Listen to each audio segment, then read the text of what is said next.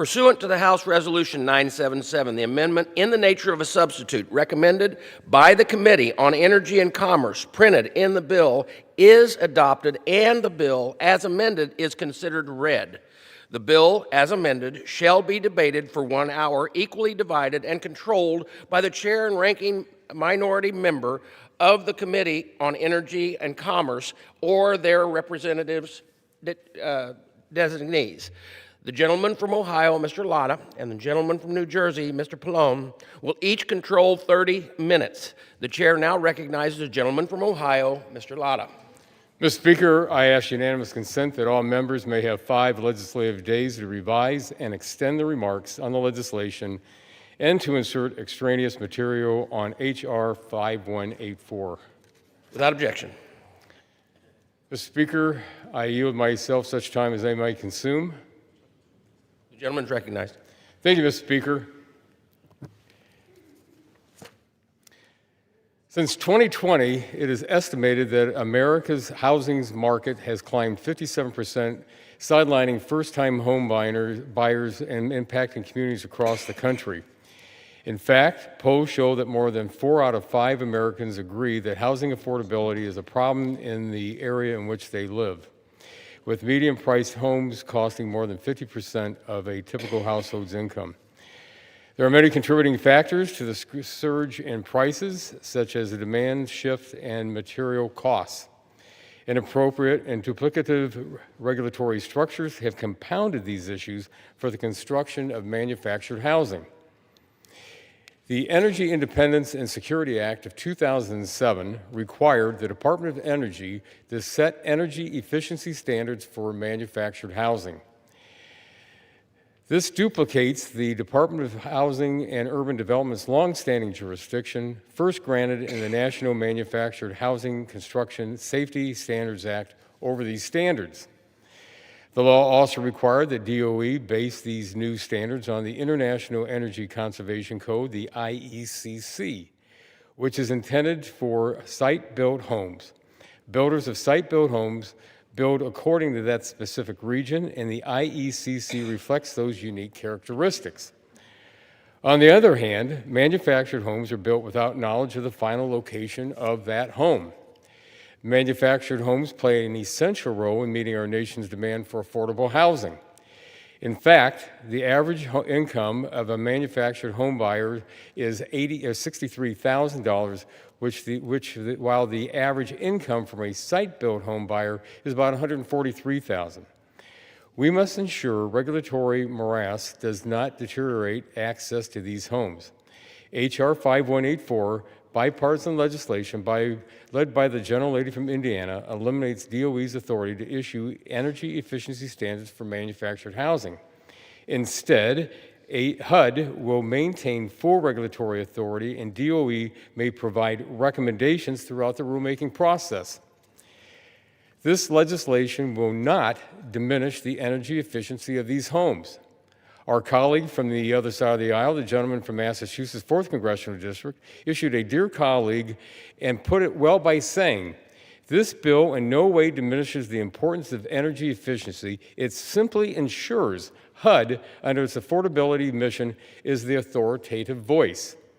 Consumers will continue to be protected by HUD's existing process, and manufacturers will have a regulatory process that will facilitate the efficient construction of affordable homes in the United States. Homeowner ownership remains a significant aspect to achieving the American dream. H.R. 5184 helps bring that dream closer to reality for millions of Americans.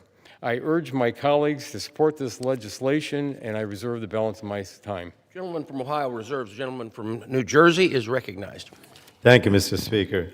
I yield myself such time as I may consume. Gentleman is recognized. Thank you. The affordability crisis has spread to nearly every facet of American lives. Utility bills are skyrocketing across the country.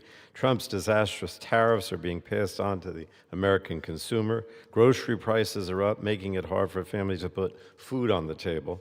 And Republicans delivered their latest blow with failing to extend the Affordable Care Act enhanced premium tax credits, which will result in soaring monthly health care premiums for more than 20 million Americans. In many cases, Americans are seeing monthly premiums either 2, 3, or 4 times higher than they were last year for their health care insurance. And to make matters worse, we're in the midst of a housing crisis that is crushing American families' dreams. We're witnessing historically high home prices coupled with a devastating shortage of housing. The cost of buying a home feels out of reach for too many, while rent is simultaneously ballooning at an unsustainable rate. And manufactured homes, however, are an important component of our affordable housing stock. So we should all be concerned about the cost of buying a new home. But this bill does not solve this crisis. In fact, it only makes housing affordability worse.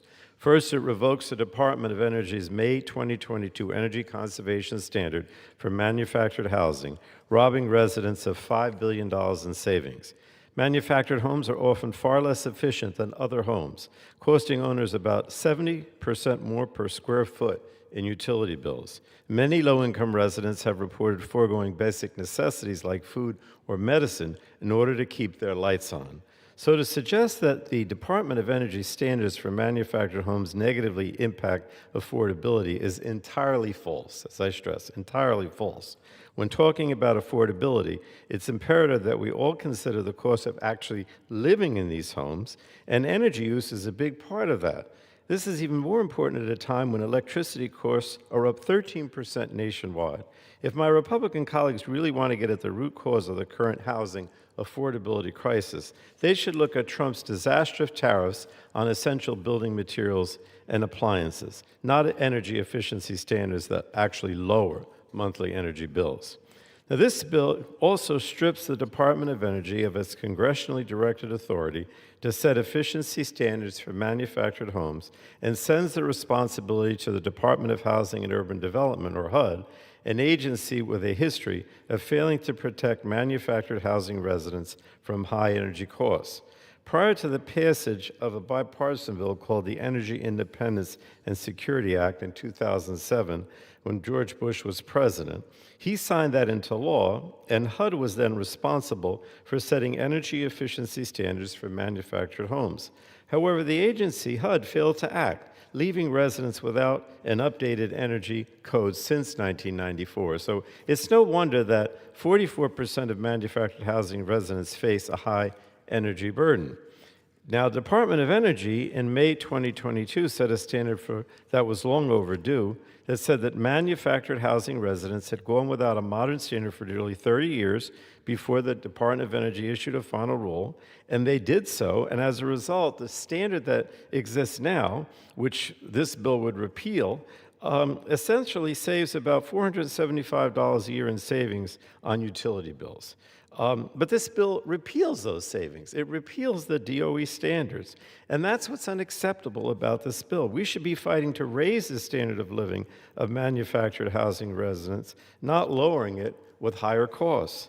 And that's why I strongly oppose the bill. The affordability crisis is quite literally hitting home for millions of Americans, and H.R. 5184 would only saddle residents with even higher utility bills at a time when they can least afford it. So I urge my colleagues to vote no on the bill, and I reserve the balance of my time. Mr. Gentleman from New Jersey reserves. The gentleman from Ohio is recognized.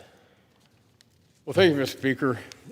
You know, Republicans have been working to make sure we bring down utility costs and energy costs across this country. And that means making sure that we have that energy that has been given us. And when you look at what we've been able to do, especially in the oil and natural gas production from the days of Jimmy Carter, when we were told they were supposed to shut down your thermostats, make sure you put a sweater on, walk to work. Well, Republicans did something about it. We put the right laws and regulations into place to make sure. However, if you live in certain states, you're going to see your prices going up. And if you look at this chart, what we see is you look at California, Hawaii, Maine, Massachusetts, Connecticut, Rhode Island, their prices have gone up.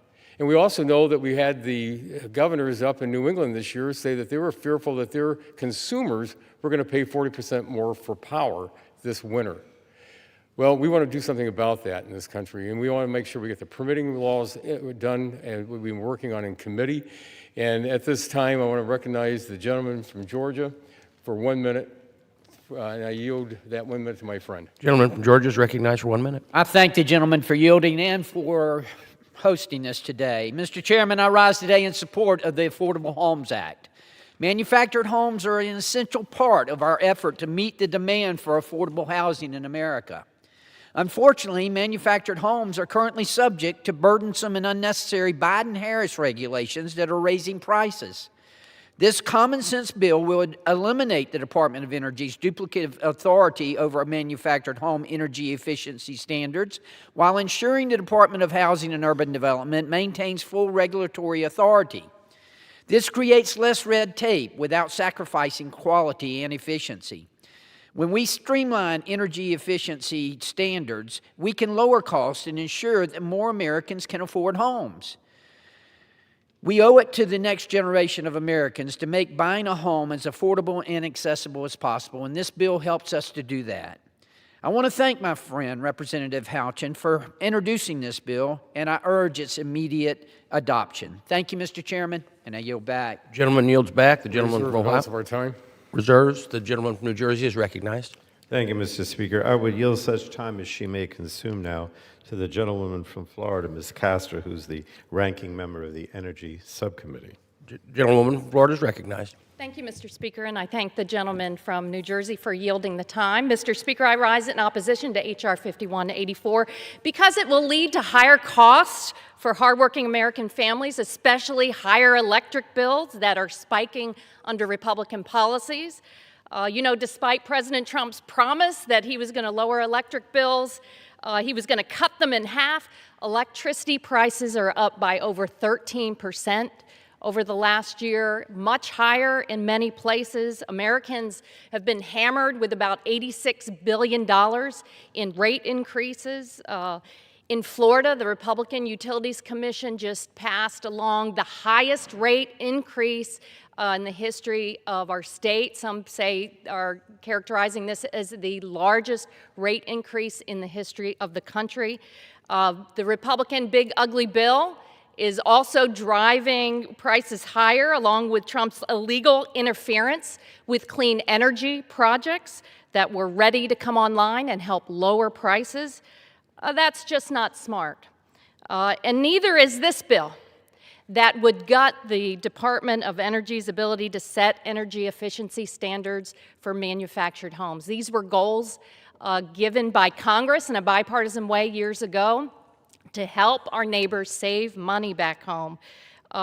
Yes, Americans are facing a housing affordability crisis, but they are also facing an energy affordability crisis. And Republicans are using this bill to try to prevent a false choice between tackling both of those problems. But Republicans have done nothing to address the economic instability of hardworking American families.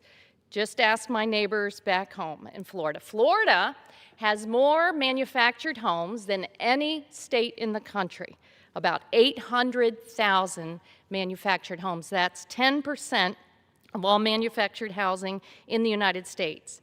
And what the Republicans will not tell you is that manufactured homes often have very poor insulation.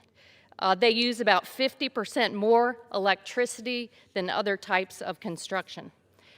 Utilities in Florida do not offer any efficiency programs designed for manufactured homes, so there's no help there. And as a result, it's incredibly difficult for the people living in these homes to pay their electric bills.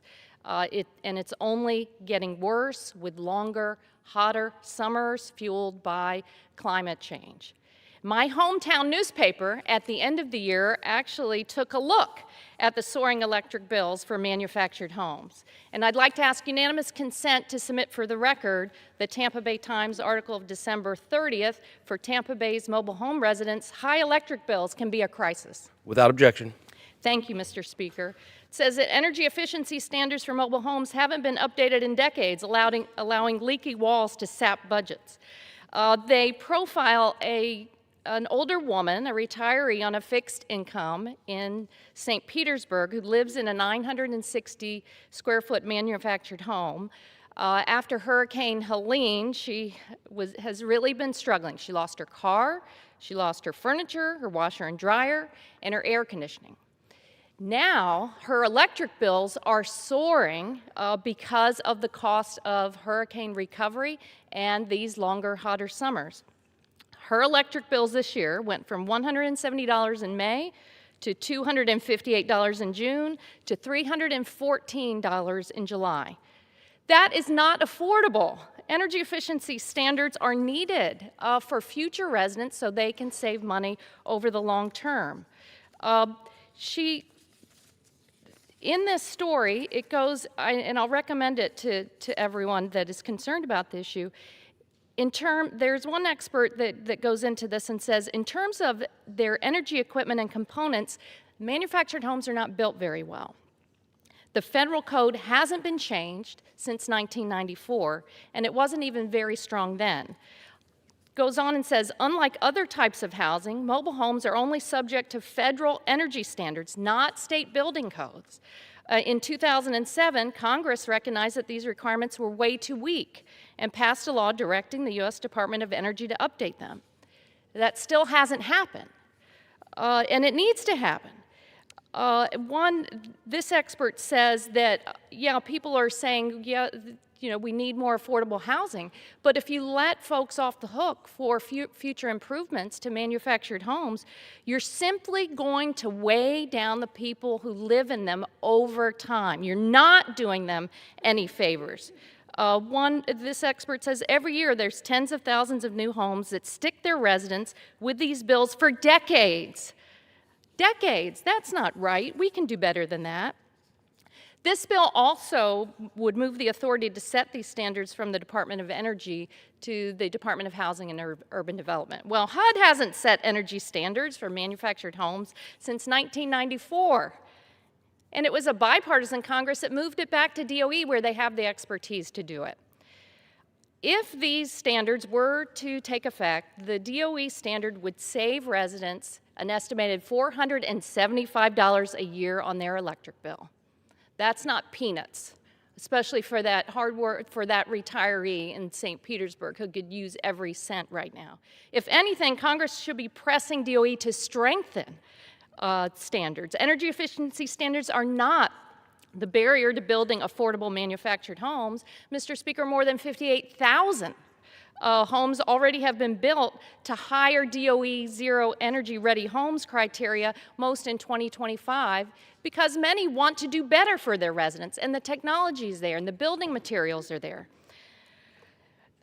These are the people also mostly being hurt primarily by the Republican policies, raising the cost of living, whether it's arbitrary tariffs, and maybe the Supreme Court will give us a little relief from these arbitrary tariffs. People are paying, according to one analysis, up to $1,200 to $1,600 more because of arbitrary tariffs every time they go to the grocery store or construction materials. Canceled energy projects, the big ugly bill, and cuts to health care. Well, speaking of health care, thanks to the American people speaking out along with hospitals, doctors, and nurses, every House Democrat and 17 Republicans yesterday voted to extend the ACA tax credits and lower cost. I hope this is catching. I hope this would catch on with our Republican colleagues because people are feeling very insecure when it comes to their family budgets.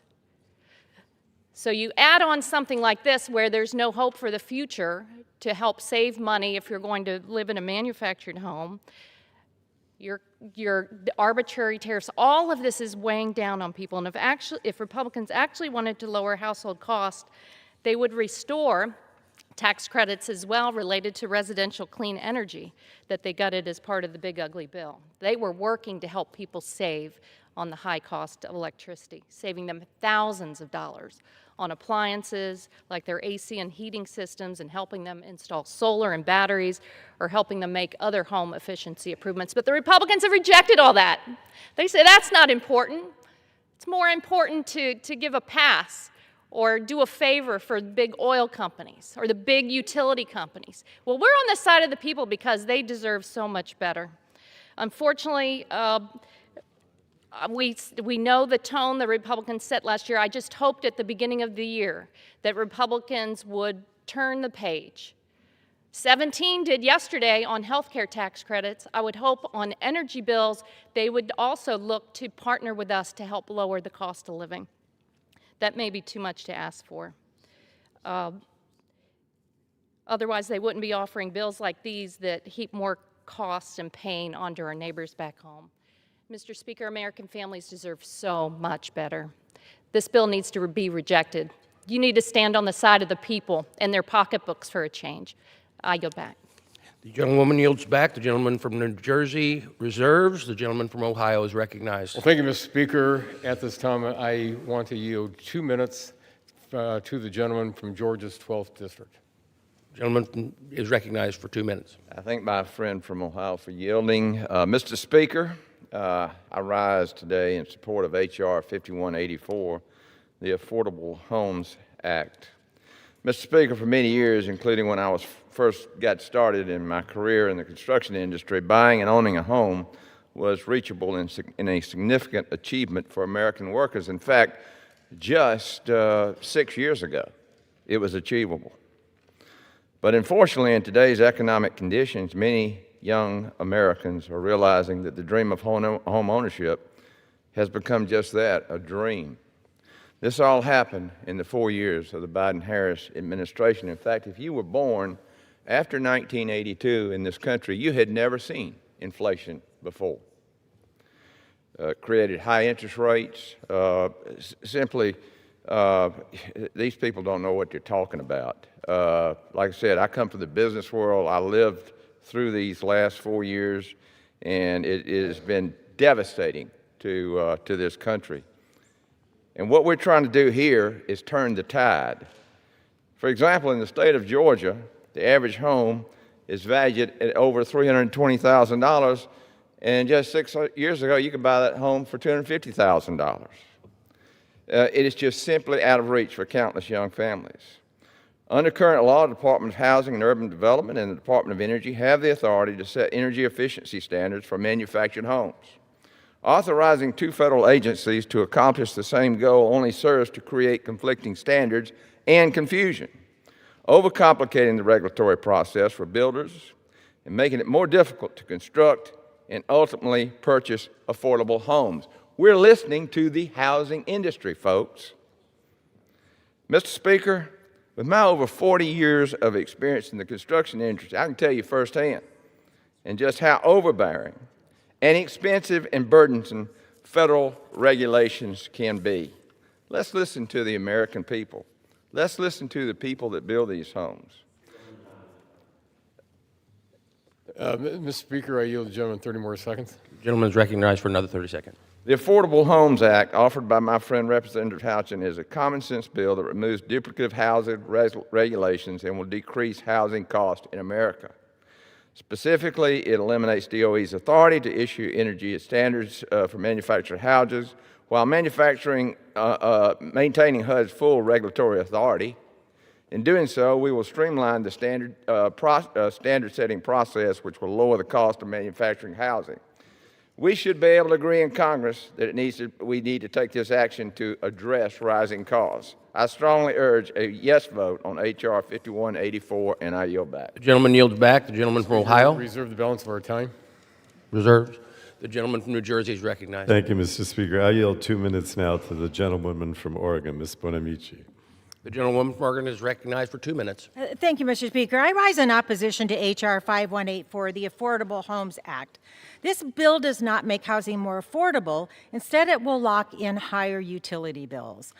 We understand there's an affordable housing crisis, and that's true in the district I represent, in the state of Oregon, and across the country. Too many people cannot afford homes. But here's the truth. Low-cost homes with expensive utility bills aren't affordable. Manufactured homes are a critical source of affordable housing, and that's especially true for seniors, veterans, and working families. These homes might cost less up front, but monthly utility bills can determine whether families can afford to stay in them. So before I came to Congress, I was served in the Oregon legislature, and I chaired the Senate Consumer Protection Committee, and I had in the district I represent, and still have in my congressional district, the largest manufactured home park in Oregon with more than 450 home sites. And back then, and is still true today, the largest complaint was about utility costs. Once people get in their homes, they can't afford rising utility costs. In Oregon, demand for energy is rising. We have colder winters and hotter summers. Sometimes wildfire smoke can trap families indoors, forcing air systems to run longer and harder. So Oregonians may need more energy, but they certainly don't need higher costs. When homes are energy inefficient, families pay more, but energy efficient homes mean lower costs and homes that are safer, healthier, and more resilient. This legislation will increase costs, it will reduce protections, and it will shift responsibilities away from manufacturers and onto families who are already struggling with high costs for groceries, high costs for healthcare, and high costs for housing. I understand the concern about HUD because they had the responsibility since 1994. Finally, DOE enacted some standards. Giving that responsibility to HUD is not reassuring. So let's defeat this bill and instead, can I have another 15 seconds, please? Give the gentlewoman another minute. The gentlewoman is recognized for another minute. Thank you, Ranking Member Pallone. Let's work together. Let's defeat this bill today and instead consider legislation that will really lower costs, not raise them.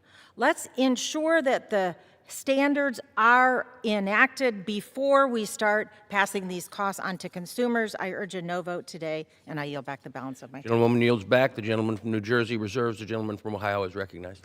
Thank you, Mr. Speaker. At this time, I yield 2 minutes to the gentleman from Massachusetts, 4th District. Gentleman from Massachusetts is recognized for 2 minutes. Housing affordability is the #1 issue in the United States economy right now. And manufactured housing is part of the solution. It is housing in the range of $100,000 to $200,000. And new manufactured homes are HUD Energy Code compliant and are meeting energy, even some of them are meeting Energy Star certification standards. But we have a challenge. In 2022, under the Biden administration, with Department of Energy and the Housing and Urban Development Department sharing enforcement authority for energy efficiency standards for manufactured housing, the Department of Energy put forward energy efficiency standards that the Biden-era HUD said they could not enforce. I just want to reiterate that for my Democratic colleagues. The Biden-era HUD said they could not enforce because of what they would do to housing affordability with manufactured housing. It was projected that at least 25,000 fewer homes would be constructed over the next 10 years. And one Biden-era Office of Management and Budget official said they could add $5,000 to $10,000 of additional cost per key for a manufactured housing, all to save what could be a teaspoon of greenhouse gas emissions, about what one Ford F-150 would emit on one visit to a construction work site. This is not a workable scenario because when you have shared enforcement between two agencies and they disagree, nothing happens. So what this bill does is it puts accountability for housing affordability with the Department of Housing. Now, the Department of Housing still needs to incorporate the expertise of the Department of Energy. And I want to be clear about this. This does not necessarily lower energy efficiency standards. In fact, HUD could very well decide that they want to raise energy efficiency standards, but they're going to make that decision holistically. They're going to look at the cost. Could I get one more? I yield the gentleman another minute. Yes, the gentleman is recognized for another minute. They're going to look at the total cost of ownership, including the initial purchase price, plus the cost of utilities over the long-term usage, understanding that many purchasers of manufactured housing don't live in there for the 30 years that the Department of Energy was using to amortize the energy costs. This bill streamlines bureaucracy, it clarifies accountability, it does not lower energy efficiency standards, but it does lower prices. This is why the National Housing Conference, which is a continuum of affordable housing stakeholders, have endorsed this legislation, and I encourage my Democratic colleagues to do so as well. I yield back. The gentleman yields back. The gentleman from Reserve the Ohio balance of our time. reserves. The gentleman from New Jersey is recognized. Thank you, Mr. Speaker. I yield myself such time as I may consume. Gentleman is recognized. Mr. Speaker, well, I appreciate that my colleague from Massachusetts offered an amendment to improve the bill during the subcommittee markup. Unfortunately, his amendment fell short of addressing the fatal flaws in this underlying bill. The amendment allows the Department of Energy to make efficiency recommendations to the Department of Housing and Urban Development on energy conservation standards. And while this change is better than completely writing the Department of Energy out of the process like the original bill did, the fact of the matter is that this bill still nullifies the Department of Energy Manufactured Housing Rule standard for energy efficiency and therefore jeopardizes billions in savings for American families. Additionally, the bill as amended does not specify what HUD should do with the recommendations from the Department of Energy. Even if the Department of Energy submitted recommendations, HUD is likely to ignore them. Let us not forget that when HUD had sole authority to issue energy codes for manufactured housing prior to 2007, the agency failed to act. Again, it's important to ask, why should we entrust HUD to act differently now? This bill undermines the Department of Energy's authority to set efficiency standards and will rob much needed and long overdue savings from manufactured housing residents. And so I still strongly oppose the bill as amended. Families that live in manufactured housing deserve to have efficient and safe homes. Let's fight to raise their standard of living, not lower it. Now, my colleague from Massachusetts mentioned support from a housing group, but I would like, if I could ask unanimous consent, Mr. Speaker, to introduce into the record a letter from 4 major organizations that deal with manufactured homes: the Americans for Financial Reform, the Grounded Solutions Network, the National Association for State Community Services Programs, the Next Step Network, ROC USA. Actually, there are 5, Mr. Speaker. Thank you. And I don't want to read the whole thing, but I just wanted to, this was addressed to the House leadership, bipartisan leadership. And it says, we write to you as representatives of organizations that advocate for and support the production of affordable homes for lower-income families, urging you to oppose H.R. 5184, the Affordable Homes Act. The bill would result in high energy costs for families who live in new manufactured homes, undermining their affordability at a time when those families are having trouble paying their bills. I won't get into the rest of it, but I just wanted to point out that many of the many more, actually, than what was cited by my colleague from Massachusetts, organizations that deal with manufactured homes oppose this bill. And with that, I'd reserve the balance of my time. Gentleman from New Jersey reserves. The gentleman from Ohio is recognized. Thank you, Mr. Speaker. At this time, I yield 2 minutes to the gentleman from Michigan's 10th District. Gentleman is recognized for 2 minutes. Thank you, Mr. Speaker. Right now, the median cost of a new home in Michigan is over $430,000, and more than 78% of households cannot afford it. That's nearly 8 in 10 Michiganders losing their shot at homeownership, locked out, priced out, pushed away from the American dream. Now, after 4 years of Biden inflation, which saw home costs double, Michigan Democrats are pushing new building codes, expecting to add another $15,000 to the cost of a new home. Regulatory costs already add $93,870 per home, and for every $1,000 increase, Mr. Speaker, 3,393 households are already priced out of the market. That's why I'm very pleased that my colleagues and I on the Energy and Commerce Committee are taking this issue seriously and advancing real, practical solutions. Through efforts like My Path to Affordable Homes Act and the important legislation that Congresswoman Houchin has introduced today, we are working to cut unnecessary regulatory barriers, expand housing affordability, and ensure families, seniors, and future generations have a fair shot at homeownership and building generational wealth. Mr. Speaker, this is how we restore common sense. This is how we restore affordability. This is how we give the American people a chance to stay ahead, get ahead, and have an ownership stake in their future. I urge my colleagues to support H.R. 5184, and I yield back. Gentleman yields back. The gentleman from Ohio Reserve the balance of our time. reserves. The gentleman from New Jersey is recognized. Mr. Speaker, can I ask how much time remains on both sides? The gentleman from New Jersey has 11 and a half minutes. And the gentleman from Ohio has 18 and a half. Okay, I'll continue to reserve, Mr. Speaker. The gentleman from New Jersey reserves. The gentleman from Ohio is recognized. Thank you, Mr. Speaker. At this time, I want to recognize the bill's sponsor, the gentlelady from Indiana's 9th District, for 2 minutes. The gentlewoman is recognized for 2 minutes. Thank you, Mr. Speaker. The American dream starts with owning a home, but today families are being priced out by unnecessary federal regulations. The Affordable Homes Act fixes a simple but costly mistake in Washington: two federal agencies regulating the same homes in different ways. The Office of Housing and Urban Development has regulated manufactured housing for decades. It knows the market and it understands how these homes are built and the families who live in them. But in 2022, the Biden administration layered on a new Department of Energy rule that raised costs on manufactured housing without regard for any of these factors. The rule raised costs by $5,000 to $10,000 per door, with little to no environmental benefit. It simply made homes harder to afford. So I ask my Democrat colleagues, what difference does it make if a home is more energy efficient if you can't afford to buy it? For families looking to buy a manufactured home, affordability comes down to one thing: whether the monthly payment fits their budget and whether they can actually qualify for a loan. Even a few $1,000s in added upfront cost can be the difference between owning a home or being shut out entirely.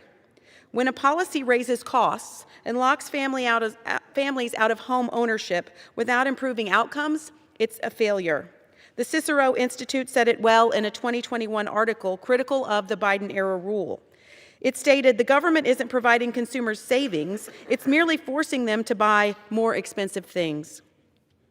The bill restores clarity and common sense.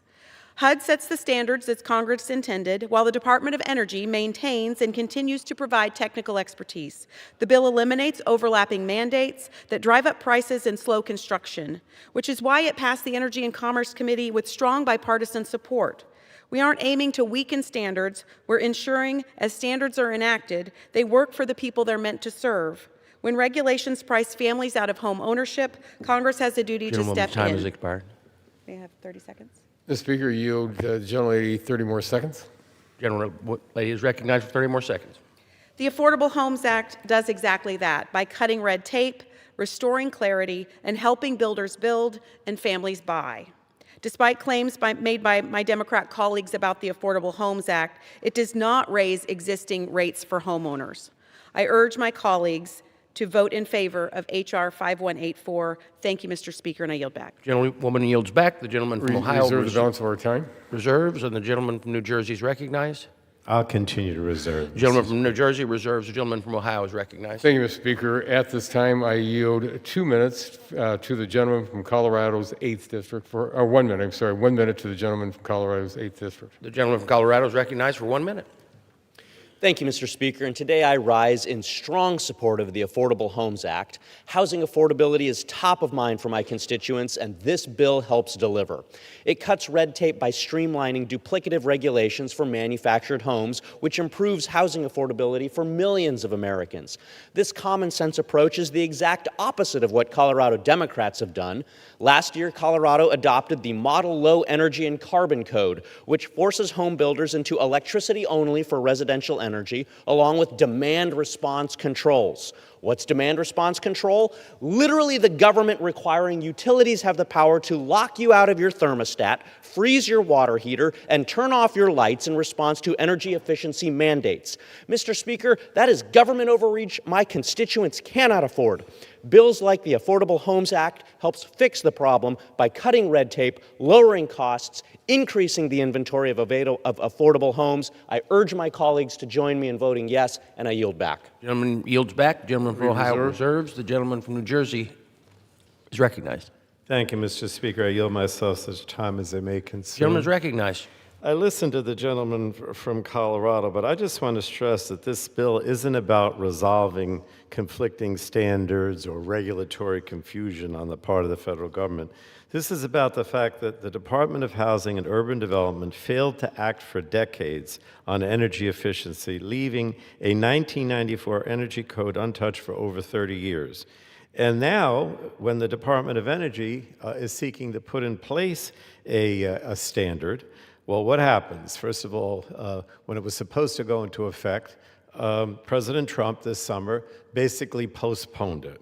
And now they're trying to remove the standard entirely. But removing the Department of Energy's authority to set efficiency standards will only leave residents unprotected from high energy costs.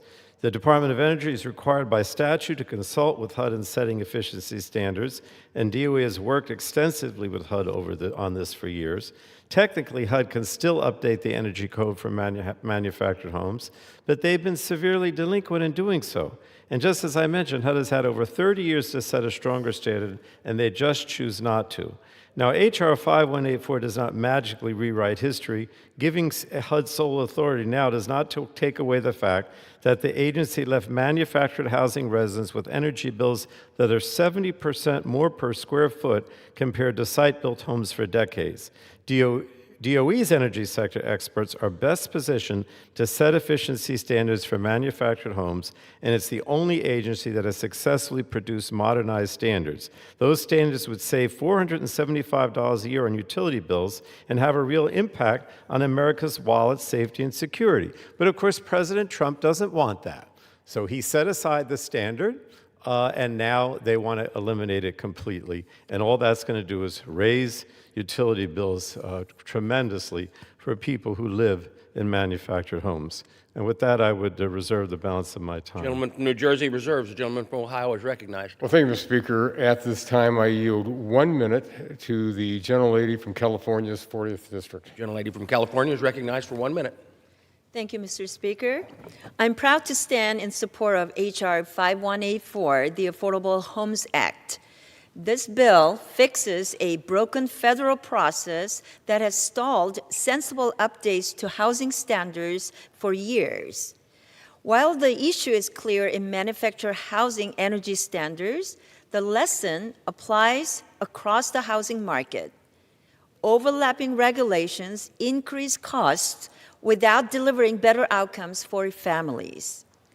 As a champion of the One Big Beautiful Bill, I fought to deliver real relief for hardworking families by raising the state and local tax deduction cap to $40,000 so families can keep more of what they earn and finally afford to buy a home.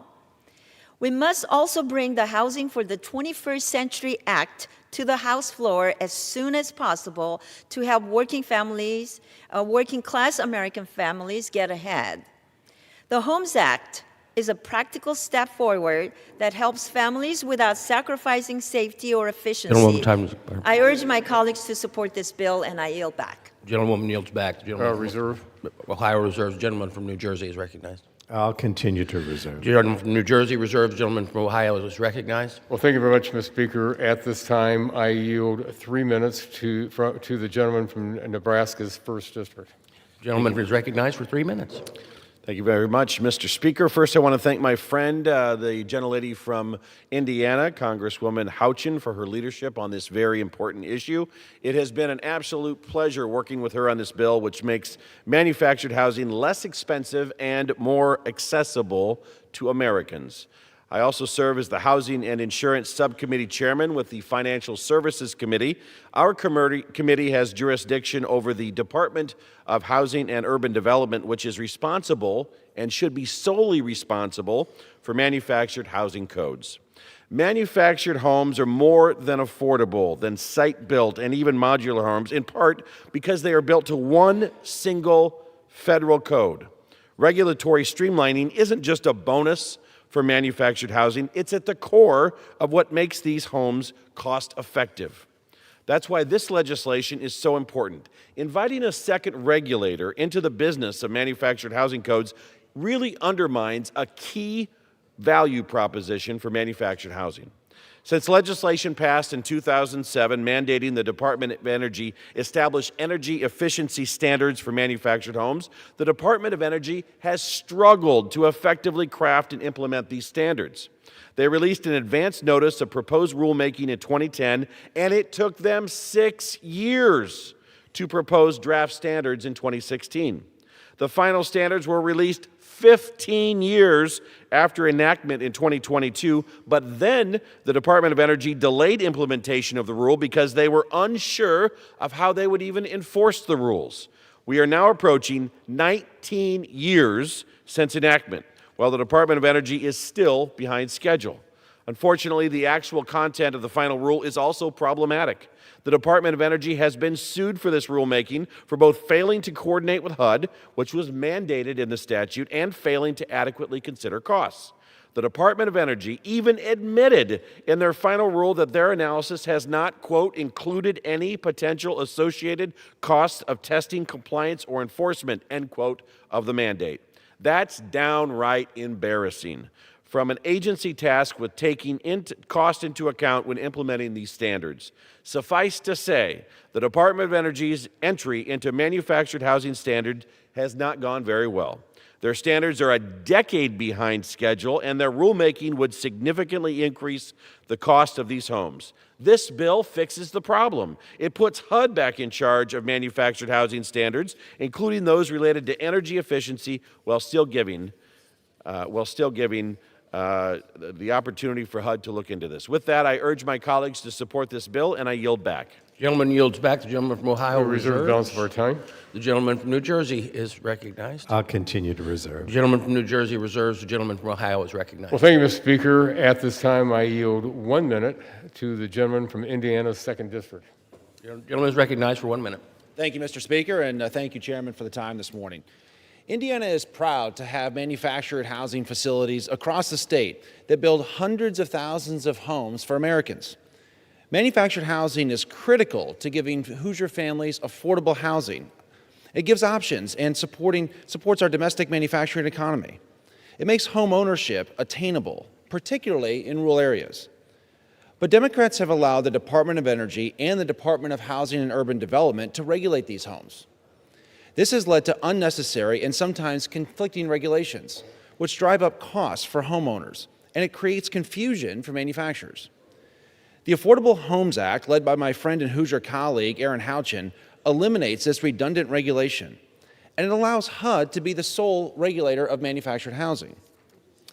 Homeownership is the cornerstone of the American dream. We need to get the government out of the way so that housing is more affordable and more Americans can achieve that dream. This is a common sense bill that will lower housing costs. I look forward to voting in favor of the bill, and I urge my colleagues to do the same. Mr. Speaker, I yield back. Mr. Speaker, reserve the balance of our time. Gentleman reserves. The gentleman from New Jersey is recognized. Thank you, Mr. Speaker. I yield myself such time as I may consume. Gentleman is recognized. Look, I think we all agree that we need to do a lot more to address housing affordability, but let me assure everyone that this bill is not the solution, because it doesn't do anything to bring down costs. In fact, it only raises costs on hardworking American families, particularly hurting low-income rural and senior households. I think there's a misunderstanding on the other side of the aisle about the Department of Energy's process in setting efficiency standards for manufacturers' homes. So let me just clear a few things up. The Department of Energy would not issue an energy conservation standard if the benefits of the rule did not far outweigh the costs. DOE is required by statute to consult with the Department of Housing and Urban Development. It's also specifically required to ensure that the standards are cost-effective based on the impact on the purchase price of the home, as well as the total lifestyle, construction, and operating costs. Affordability is really at the core of the statute that directs the Department of Energy to set efficiency standards for manufactured homes, and as such, it's a guiding principle in the department's May 22 final rule that set the efficiency standards finally. In fact, in order to accommodate price-sensitive low-income purchasers, DOE adopted a tiered approach in the final rule based on the size of the manufactured home. And this standard is projected, as I said, to save manufactured housing residents $5 billion, even when you include the upfront costs. In fact, in the first year of homeownership, energy savings greatly exceed any marginal increase that might come from the initial purchase. The bottom line is that the benefits in energy savings to the consumer immediately offset any increase in purchase price. And I think it's important to reiterate that affordability is about more than just the purchase price. A lower purchase price doesn't mean anything if you're spending 70% more per square foot on energy bills like manufactured housing residents currently are. Over 40% of manufactured housing residents face a high energy burden, meaning that more than 6% of their income is going towards energy costs. And given the recent trend in energy costs, it's more important now than ever that we maintain the Department of Energy standard to protect these residents from even higher energy bills. I think that if my Republican colleagues really wanted to address housing affordability, they'd be speaking out against Trump's tariffs. These are tariffs that the president has put on essential building materials. That's the problem right now. Hopefully today the Supreme Court eliminates these tariffs, but right now the increased costs of manufactured housing is primarily based on the tariffs. That's what's driving up the costs. And with that, Mr. Speaker, I reserve the balance of my time. Gentleman from New Jersey reserves. Gentleman from Ohio is recognized. Thank you, Mr. Speaker. At this time, I yield 1 minute to the gentlelady, the at-large member from Wyoming. The gentlelady from Wyoming is recognized for 1 minute. Thank you, Mr. Speaker. I rise in support of H.R. 5184, the Affordable Homes Act. H.R. 5184 would eliminate the Department of Energy's authority to impose redundant energy efficiency standards for manufactured housing that are already undertaken by other federal agencies. The cost of living is on everyone's minds right now, which makes this bill especially timely. And overburdensome and duplicative federal regulations make life more unaffordable for all Americans, whether it's housing, energy costs, or everyday necessities. Meanwhile, demands for affordable housing persist across the country, particularly in rural communities in Wyoming, where my state continues to attract new industries and our reliable energy sector expands. Manufactured housing is one of the many innovative solutions that can help bridge the gap and provide hardworking families and growing communities with access to quality housing. I want to thank Representative Houchin and Chairman Guthrie for their steadfast leadership on this legislation, and I urge all of my colleagues to support the Affordable Homes Act. I yield back. The gentlewoman yields back. The gentleman from Ohio reserves. Mr. Speaker, reserve. The gentleman from New Jersey is recognized. I assume you have additional speakers. How many? Two? I'll continue to reserve. The gentleman from New Jersey reserves. The gentleman from Ohio is recognized. Thank you, Mr. Speaker. At this time, I recognize the gentleman from Indiana's 6th District for 1 minute. The gentleman is recognized for 1 minute. Thank you, Mr. Speaker. I rise today in support of the Affordable Homes Act. Indiana ranks 4th in the nation in manufactured home production, and in Indiana's 6th District, 7,000 manufactured homes provide key housing to our citizens. It matters. For Hoosier families, the dream of owning a home has slipped out of reach. To right this ship, we need less Washington red tape in our own backyards and the freedom for families to choose a type of housing that works for each of them.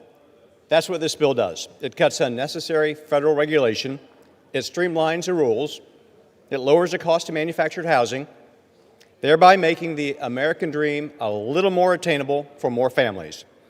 I want to thank my colleague, Congressman Aaron Houchin, for leading on this legislation. She and I know Hoosiers want common sense coming out of Washington. I urge my colleagues to support this. I yield back. The gentleman yields back. We reserve. The gentleman from Ohio reserves. The gentleman from New Jersey. Thank you, Mr. Speaker. You know, my colleagues on the other side keep talking about efficiency standards driving up costs, but in fact, it's not the case. The cost that's driving manufactured home sales, the increase in costs, is because of Trump's disastrous tariffs. President Trump has issued tariffs on essential building materials and inputs like lumber, gypsum, steel, and even appliances and cabinets. These tariffs are driving up the cost of new construction, renovations, and affordable housing developments. Tariffs are raising construction and renovation costs and disrupting supply chains, placing upward pressure on home prices. Trump's tariff policies are not only undercutting his supposed goal of reducing the cost of living for Americans, but they're also exacerbating the housing crisis by slowing the production of housing and adding exorbitant costs to the process. The ever-changing tariff landscape, because we don't even know what it is from one day to the next with him, is creating uncertainty for home builders and putting the dream of buying a new home out of touch for prospective home buyers. Even the National Association of Home Builders has criticized Trump's tariffs as harming housing affordability and driving up costs. And American consumers are feeling the pinch and paying the price for Trump's tariffs. So I think it's time for my Republican colleagues to look in the mirror, because what's really contributing to the housing crisis in a major way is Trump's tariffs, not energy conservation standards that save American consumers money. Stop demonizing efficiency standards, not only this bill, but on so many occasions, and start addressing the root of the problem, and that is President Trump's bad policies. Now, hopefully today the Supreme Court, I don't know if anything's come forward yet, is going to throw these tariffs out, and maybe we'll have some relief. But that's the problem here. I reserve the balance of my time, Mr. Gentleman Speaker. from New Jersey reserves. Gentleman from Ohio is recognized. Well, thank you, Mr. Speaker. At this time, I yield 1 minute to the gentleman from North Carolina's 14th District. The gentleman is recognized for 1 minute. Thank you, Mr. Speaker. I rise today in support of H.R. 5184, the Affordable Homes Act. America is facing a substantial housing shortage, and right now we are short more than 8 million homes nationwide. In North Carolina alone, that gap is projected to exceed 750,000 homes. The reality is simple. The only solution is to build our way out of the problem. Right now, building new housing is slower and more expensive than it should be, largely because of regulatory costs and outdated federal requirements. Regulations now, Mr. Speaker, add over $93,000 to the cost of building a single new home. The Affordable Homes Act takes a step to address this problem by eliminating the duplicative Department of Energy regulations that drive up costs for manufactured housing. Affordability requires more homes to be built faster at a lower cost. I am proud to support the Affordable Homes Act because I believe it makes it easier for Americans to achieve the dream of home ownership. And with that, I yield back. Gentleman yield back. The gentleman from Ohio reserves. We reserve, and we have no other speakers. Gentleman from New Jersey is Prepared to close. recognized. I yield now to the gentlewoman from New Mexico, Ms. Stansbury. How much time? 2 minutes. 2 minutes for the gentlewoman is recognized for 2 minutes. Mr. Speaker, I wasn't planning on speaking on this bill this morning, but I have to say that I cannot stand when politicians come into the chambers of these hallowed halls to represent the people of this country, pretending to represent the hardworking, poor, and working families of this country, and actually are doing the bidding of corporations and industries that are asking them to do things to cut cheap deals for them. This is not about poor people. This is not about working people. This is not about making manufactured homes and trailers better for people that live in them. This is about doing the bidding of corporations that ask them to carry this bill. And as a low-income person that actually grew up in a trailer, let me tell you that efficiency standards and efficiency programs and support programs that make it possible for low-income people to actually have high-quality utilities and to be able to afford their utility bills is what actually helps working people. So we're tired of your hypocritical and cheap bills that you're running on the floor. And I just want to say this, Mr. Speaker, yesterday was a good day for the American people. What it looks like when you work for working people is you get shit done. And yesterday, we passed, for the first time, this Congress, an extension of the Affordable Care Act subsidies so that hardworking Americans can actually afford health care. With that, I yield back. The gentlewoman yields back. Members are reminded the use of profanity on the floor is not within the rules. The gentleman from New Jersey reserves. Yes, well, I was going to, let me, we're prepared to close? If you are. The gentleman from New Jersey is recognized. Thank you, Mr. Speaker. I just want to stress again, the nature of this bill is totally the opposite of what the Republicans say. It should be titled the Unaffordable Homes Act because electricity prices are rising across the country. Americans are going into debt to heat their homes this winter. President Trump has failed on his day one promise to bring down prices for American families. Instead, his big ugly bill is projected to increase electricity prices by an additional 61%. How are American families supposed to shoulder the financial burden as they struggle to afford the cost of their daily necessities that have been inflated by his senseless tariff policies?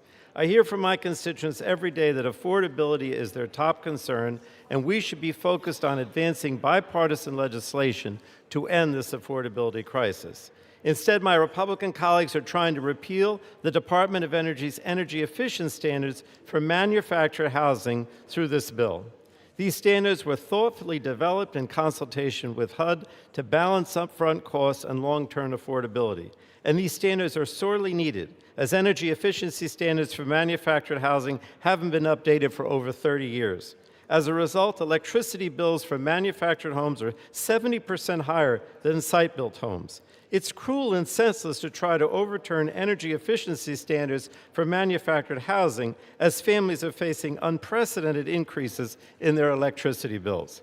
Now, the Department of Energy's manufactured home efficiency standards are estimated to save homeowners $475 per year on their utility bills. Collectively, these standards would save 17 million Americans $10 billion over 30 years. These efficiency standards are good for our wallets, and they're good for the economy. It's really unconscionable for Congress to consider overturning these standards amid this affordability crisis. And with that, I would ask my colleagues to oppose this legislation, and I yield back the balance of my time. The gentleman from New Jersey yields back. The gentleman from Ohio is recognized. Well, thank you, Mr. Speaker. One of the things that the Energy and Commerce have been working on for years is to make sure that we have more power out there for the American people. And just this week, we had in the Subcommittee of Energy, we had another hearing on nuclear power to make sure that we're bringing nuclear power back online in this country. We've got to make sure we have energy out there for the American people that they can go out there and make sure when they turn on that switch, it's not too expensive. But once again, let's look at this map of the United States. What's kind of interesting about it, Mr. Speaker? If I lived in California or Michigan or from Maryland up to Maine, why is it that their kilowatt hours are more expensive than the rest of the country? Well, it needs to be talked to from these people. They need to talk to their state governors, and they need to talk to their legislators and regulators. They're raising the prices for their citizens in those states. So let's we got to make sure we understand what's happening here. We got to do our part in Congress, but let's look at these states. So we're making sure we're working hard in the Energy and Commerce Committee to make sure that those rates are low for Americans. And as we've heard from both sides of the aisle today, H.R. 5184 is a common-sense reform to unlock the construction of manufactured housing and increasing housing affordability for all Americans. I urge my colleagues to support H.R. 5184, the Affordable Homes Act, and I yield back the balance of my time. Gentleman yields back. All time but for debate has expired pursuant to House Resolution 977. The previous question is ordered on the bill as amended. The question is on the engrossment and third reading of the bill. Those in favor say aye. Those opposed, no. In the opinion of the chair, the ayes have it. Third reading. A bill to prohibit the Secretary of Energy from enforcing energy efficiency standards applicable to manufactured housing and for other purposes. The question is on the passage of the bill. Those in favor say aye. Those opposed, no. In the opinion of the chair, the ayes have it. Speaker, Mr. Speaker. For what purpose, gentleman from New Jersey, seek recognition? On that, I would ask for the yeas and nays. The yeas and nays are requested. Those favoring the vote on the yeas and nays will rise. On a sufficient number having risen, the yeas and nays are ordered. Members will record their votes by electronic device. This is a 15-minute vote.